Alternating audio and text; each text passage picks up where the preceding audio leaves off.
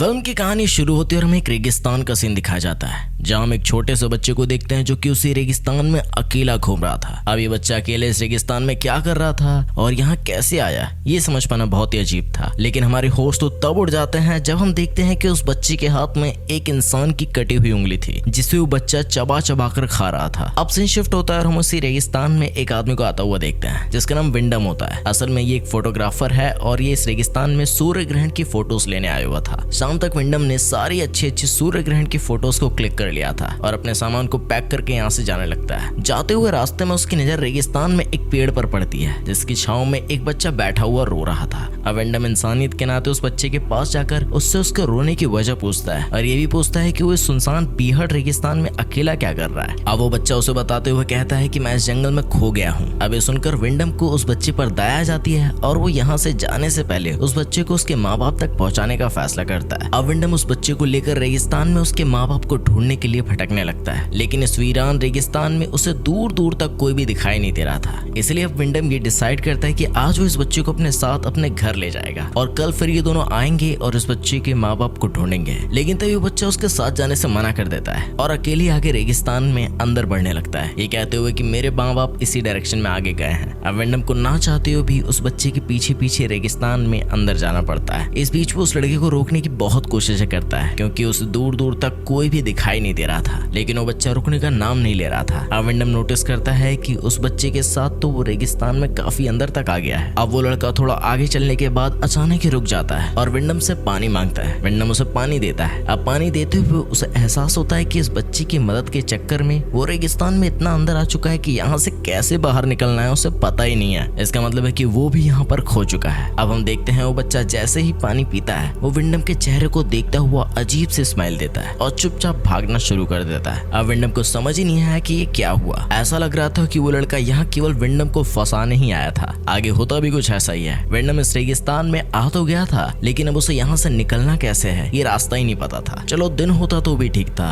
वो जैसे तैसे रास्ता ढूंढ लेता, लेकिन अभी रात हो रही है और रात के समय रेगिस्तान से निकल पाना लगभग नामुमकिन है। इसलिए अब विंडम ये फैसला करता है कि वो यहाँ से कल सुबह निकलेगा और फिलहाल आज की रात इसी रेगिस्तान में बिताएगा। इसलिए वो यहाँ रात बिताने के लिए किसी तरीके के शेल्टर को ढूंढना शुरू कर देता है जहाँ वो आसानी से रात गुजार सके और खुद को रेगिस्तान के जंगली जानवरों से भी सुरक्षित कर सके। अब थोड़ी दूर चलने के बाद उससे दूर एक घर दिखाई देता है जिसमें एक औरत काम कर रही थी, लेकिन वो घर पहाड़ से थोड़ा नीचे था, यानी कि वो घर पहाड़ी के चारों तरफ से घिरा हुआ था। जिस घर तक पहुंचने के लिए वहाँ एक सीढ़ी भी लगी हुई थी। अब विंडम के पास रहने के लिए कोई दूसरा ठिकाना ना होने की वजह से वो उस सीढ़ी से उस घर में चला जाता है और घर में जाने के बाद वो उसी औरत को देखता है जो कि उस घर में ऑलरेडी मौजूद थी। असल में इस औरत का नाम अलीना है। अब अलीना थोड़ी अजीब होती है क्योंकि अपने घर में विंडम को देखने के बाद भी वो कोई रिएक्ट नहीं करती और ना ही उससे कोई सवाल जवाब करती है, जैसे कि उसके घर में अनजान लोगों का आना जाना नॉर्मल सी बात हो। लेकिन फिर भी विंडम उसे अपना इंट्रोडक्शन देते हुए कहता है, मैं रास्ता भटक गया हूँ, मेरे पास रहने के लिए कोई ठिकाना नहीं है। ये सुनने के बाद भी अलीना उसे कोई जवाब नहीं देती और थोड़ी देर बाद विंडम को अंदर आ जाने के लिए कहती है और खाना ऑफर करती है, यानी कि खाना खाने को देती है। विंडम को अलीना का ऐसा जवाब थोड़ा सा अजीब लगता है, लेकिन वो ठंड से बचने के लिए अंदर आ जाता है और खाना खाने बैठ जाता है। अब अलीना उसे यहीं रात बिताने के लिए कहती है और कहती है कल सुबह जब सवेरा हो जाएगा तब तुम यहाँ से चले जाना। जिसके बाद अलीना उसे एक कमरा भी दे देती है जहाँ से विंडम रात के समय अलीना को कपड़े बदलते हुए देखता है और फिर सो जाता है। अब हमें अगले दिन का सीन दिखाया जाता है। सुबह होते ही विंडम यहाँ से निकलने के लिए दोबारा उसी सीढ़ी के पास जाता है और उसे पता चलता है कि कल रात जिस सीढ़ी से वो इस घर में आया था आज वो यहाँ पर नहीं है,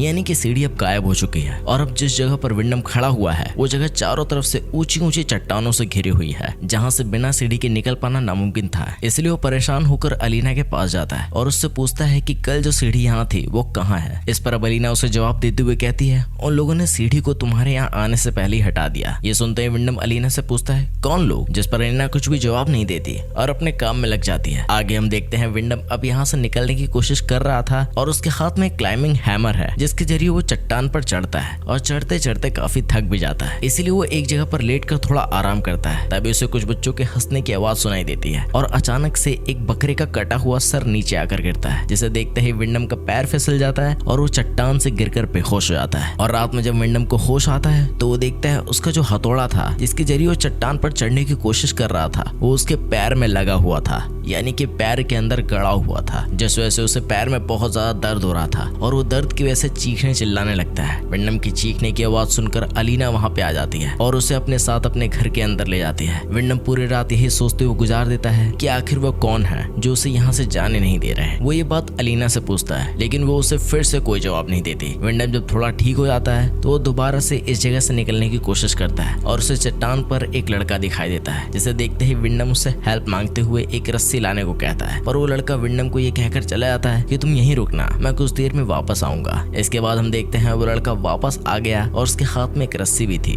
जिसे वो ऊपर लगे पत्थर से बांधकर नीचे फेंक देता है और विंडम को उस रस्सी के सहारे ऊपर आने के लिए कहता है। विंडम भी उस रस्सी को अपने पेट पर बांधकर ऊपर चढ़ने की कोशिश करता है। मैं आपको बता दूं, अलीना भी ये सब अपने घर की खिड़की से देख रही थी, लेकिन वो इस पर चुप रहती है और कुछ भी नहीं कहती। इधर विंडम जैसे ही आधे रास्ते पर पहुंचता है तो उसे एहसास होता है कि अब वो यहाँ से बच जाएगा, लेकिन ये सिर्फ उसका एक वहम था। दरअसल आधे रास्ते को पार करने के बाद विंडम को बहुत सी अजीब बातों के बारे में पता लगता है। जैसे जब वह आधे रास्ते पर पहुंचता है तो उसे ऊपर बहुत सारे बच्चे दिखाई देते हैं जो विंडम को देखकर हंस रहे थे, यहाँ तक कि वो उसके ऊपर टॉयलेट भी कर देते हैं। असल में इन्हीं बच्चों ने विंडम को यहाँ पर ट्रैप करके रखा हुआ था। जैसा कि हमने इस कहानी की शुरुआत में देखा कि एक बच्चे विंडम को यहाँ पर लेकर आया था। आपको बता दें, उसने ये सब जानबूझकर किया था क्योंकि वो अपने दोनों दोस्तों के साथ मिलकर विंडम को ट्रैप करना चाहता था। खैर, अब विंडम को ये सच्चाई पता लग चुकी थी, लेकिन वो भी ऐसी जगह पर लटका हुआ था जहाँ पर थोड़ी सी भी गलती उसकी जान ले सकती थी। पर वो बच्चे विंडम को परेशान करने के लिए उस रस्सी को जोर जोर से हिलाने लगता है, जिससे विंडम यहाँ वहाँ हवा में ही झूलने लगता है और फिर वो अलीना से हेल्प मांगता है, जिसके बाद अलीना ये सब रुकवा देती है। लेकिन तब तक विंडम का सर चट्टान से टकरा जाता है और वो बेहोश हो जाता है। विंडम को अब ये लगने लगा था कि वो यहाँ से कभी निकल नहीं पाएगा। साथ ही वो ये भी सोचता है कि हो सकता है अलीना को भी इन लोगों ने ऐसे ही फंसाया हो और जब वो यहाँ से निकल नहीं पाई तो उसने इसी जगह को अपना घर बना लिया। लेकिन अजीब बात ये थी कि ये बच्चे विंडम और अलीना को मारना नहीं चाहते थे, बल्कि वो उन्हें खाना पीना टाइम पर दिया करते थे, लेकिन यहाँ से बस जाने नहीं देते थे। अब अगले दिन विंडम वहीं रेत में सब्जियां उगाने की कोशिश करता है ताकि उन्हें वहाँ पर रहते हुए खाने की कमी ना हो। तभी चट्टान के ऊपर से एक लेपस नाम का लड़का, जो कि उन्हीं बच्चों के ग्रुप में से एक था, वो विंडम से पूछता है कि आप क्या कर रहे हैं। इस पर विंडम उसे पौधे उगाने के बारे में बताता है। लेपस विंडम से ये सब सीखना चाहता था। अब इसी बात का फायदा उठाते हुए विंडम लेपस को अपना दोस्त बनाने की कोशिश करता है और उससे कहता है कि तुम अगर चाहो तो ये सब मैं तुम्हें सिखा सकता हूँ। जिसके बाद लेपस एक चॉकलेट फेंक कर वहाँ से चला जाता है और फिर वही मिट्टी में विंडम को एक रिंग और एक कार की चाबी मिलती है, जो कि इस बात का सबूत थी कि यहाँ उससे पहले भी कई लोग आ चुके थे। इसके बाद विंडम रात में शराब पीने लगता है और अलीना उसे और ज्यादा पीने से मना करती है, पर विंडम उसे डांट देता है। जिसके बाद अलीना बिना कपड़ों के ही उसके सामने आ जाती है और विंडम चाहते हुए भी अपने आप को रोक नहीं पाता और दोनों इंटीमेट हो जाते हैं। अब अगले दिन विंडम जब सुबह उठता है तो उसे अपने पौधे टूटे हुए दिखाई देते हैं, जिन्हें ठीक करने में अलीना भी उसकी हेल्प करती है। और थोड़ी देर बाद लेपस आकर विंडम से बात करने लगता है, जिस पर विंडम उसे कहता है, मैं तुम्हें इतनी दूर से कुछ नहीं सिखा पाऊंगा। अगर तुम मुझे यहाँ से बाहर निकालते हो तो तुम जो चाहो वो मैं तुम्हें आसानी से सिखा दूंगा। इस पर लेपस डरते हुए विंडम से कहता है, ठीक है, मैं आपको इन सब के होते हुए यहाँ से नहीं निकाल सकता, पर जब वो लोग यहाँ नहीं होंगे तो मैं आपको बाहर निकालने की कोशिश करूंगा। इन दोनों की बातों को अलीना भी सुन रही थी। इतने में यहाँ पर एक बच्चा भी आ जाता है, जो कि इन दोनों को बातें करते हुए सुन लेता है और वो लेपस को यहाँ से गुस्से में ले जाता है। अब रात में खाना खाते वक्त अलीना विंडम से कहती है वो उसके बच्चे की माँ बनने वाली है, जिस पर वो गुस्सा होते हुए उसे इन सब का जिम्मेदार ठहराता है। वो कहता है, ये सब तुम्हारी गलती है, ये तुम्हारी वजह से हुआ है क्योंकि मेरे सामने तुम ही बिना कपड़ों के आई थी। जिस पर अलीना उसे जवाब देते हुए कहती है, ये सब हम दोनों की ही वजह से हुआ है। जिसे सुनने के बाद विंडम चुप हो जाता है और उसी रात हम देखते हैं वो सभी बच्चे कुछ रिचुअल्स कर रहे होते हैं, यानी कि किसी तरीके के काले जादू को परफॉर्म कर रहे होते हैं और बहुत ज्यादा गुस्से में थे। अगले दिन जब विंडम सो रहा होता है तो वो अलीना के रोने की आवाज सुनकर बाहर आता है और ये देखकर हैरान रह जाता है कि लिपस की डेड बॉडी तार से बंधी हुई हवा में लटक रही थी, जिसे किसी और ने नहीं बल्कि उन्हीं बच्चों ने मार कर टांग दिया, क्योंकि वो जान गए थे कि वो विंडम की मदद करना चाहता है या करने वाला था। इधर हम अलीना को देखते हैं जो कि उस लड़की की लाश को देखते हुए मेरा बेटा कहते हुए बुरी तरीके से रो रही थी। और अब यहाँ एक राज खुलता है कि लूपस कोई और नहीं बल्कि अलीना का ही बेटा था। लेकिन इसके पीछे क्या सस्पेंस है ये आपको आगे कहानी में पता लगेगा। हम देखते हैं अलीना विंडम पर गुस्सा होते हुए कहती है, तुम्हारी वजह से मेरे बेटे की जान गई, ना ही तुम उसे अपनी मदद करने के लिए कहते और ना ही आज उसके साथ ये सब होता, तुम ही मेरे बेटे के कातिल हो। इतना कहते हुए वो उसे एक पिंजरे में कैद कर देती है। अब हमें 9 महीने बाद का सीन दिखाया जाता है और हम देखते हैं अलीना ने अभी तक विंडम को उस पिंजरे में कैद करके रखा हुआ था। असल में अलीना विंडम को तब तक इस पिंजरे में कैद करके रखना चाहती थी जब तक वो उसके बच्चे को जन्म नहीं दे देती। उसके हिसाब से यही उसके किए की सजा थी। हम देख पाते हैं कि उस पिंजरे में रहने की वजह से विंडम का मानसिक संतुलन बहुत ज्यादा बिगड़ गया था। वो वहाँ रहकर जानवरों जैसे बर्ताव करने लगा था। हालांकि अलीना उसे खाना पीना तो देती थी, लेकिन इससे ज्यादा उससे कोई वास्ता नहीं रखती थी। अब हमें एक दिन का सीन दिखाया जाता है और विंडम को चट्टान के किनारे पर एक लड़की खड़ी हुई दिखाई देती है। अब वो जैसे ही उसे देखता है उससे मदद मांगने की कोशिश करने लगता है, लेकिन तभी वो शैतान बच्चे वहाँ आ जाते हैं और उस लड़की को भी मार कर उसकी हत्या कर देते हैं। अब हमें उसी रात का सीन दिखाया जाता है और अलीना हर दिन की तरह आज भी उसे उसके पिंजरे में खाना देने आती है, जहाँ विंडम उससे कहता है, आखिर तुम चाहती क्या हो? तुम ये सब क्यों कर रही हो? या तो तुम मुझे आजाद छोड़ दो या मुझे मार डालो, मुझे ऐसा तड़पाओ मत। साथ ही ये भी कहता है कि मैं तुम्हारे बच्चे का बाप हूँ। इस पर अब अलीना उसे जवाब देते हुए कहती है, तुम तो केवल एक बीज हो। अब हमें अगले दिन का सीन दिखाया जाता है और आज अलीना को सुबह सुबह ही लीवर पेन यानी कि पेट दर्द होना शुरू हो जाता है, यानी कि उसकी डिलीवरी का टाइम आ गया था। इसलिए वो विंडम को आजाद करके उसकी हेल्प करने को कहती है और वो भी उसकी पूरी मदद करता है। हम देखते हैं उन दोनों को एक बेटी होती है। अब अपनी बेटी का चेहरा देखने के बाद विंडम फैसला करता है कि वो अब यहीं पर रहेगा, यहाँ से कहीं नहीं जाएगा। लेकिन तभी वो शैतान बच्चे वहाँ आ जाते हैं और विंडम का गला एक तेज धार हथियार से काट कर उसे जान से मार देते हैं, जिससे उसकी मौत हो जाती है। अब वो बच्चे जो बात कहते हैं उसे सुनकर आप सभी के होश ही उड़ जाएंगे। वो कहते हैं, माँ आपने जैसा कहा था हमने वैसा कर दिया, जिसका मतलब है कि ये सभी बच्चे